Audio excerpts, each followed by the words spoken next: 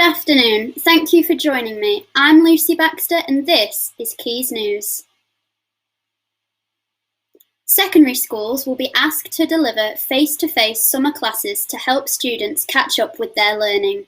Schools are set to open to all pupils on the 8th of March.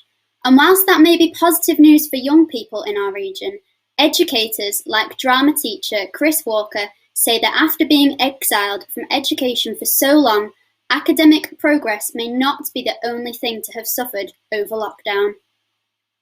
We just don't know how well these students are. Have they managed independently at home? Have they been able to access the resources properly?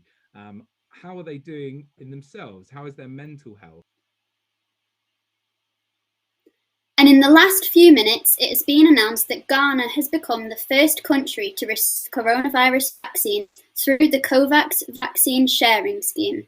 The UK has pledged £548 million in aid, which will help distribute billion doses of vaccines to 92 developing countries this year.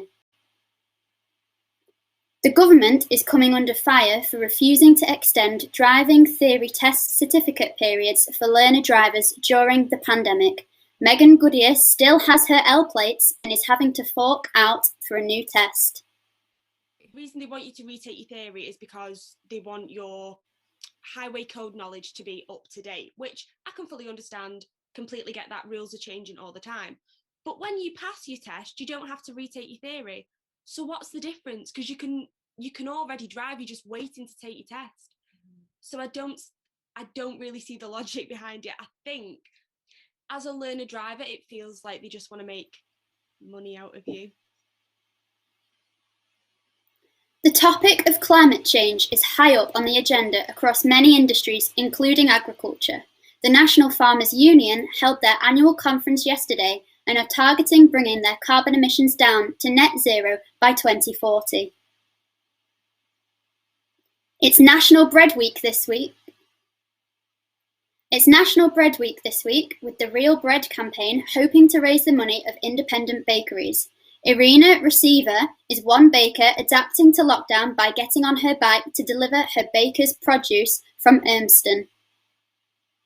It makes no sense to deliver what I do with a car. You know, it's made locally. Is getting a dog in lockdown a good idea? Are much more flexible and quicker to adapt. Is getting a dog in lockdown a good idea? Well, one leading dog behaviourist, Caroline Spencer, says that perhaps you should think again. As lockdown restrictions ease, dog separation anxiety is expected to rise. And we'll have more on this in our 4 o'clock programme.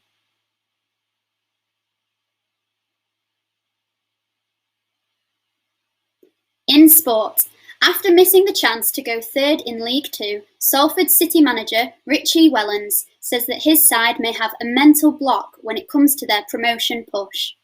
The Ammies went down 2-1 away at Morecambe last night after conceding 2 injury time goals and are 7th in the table.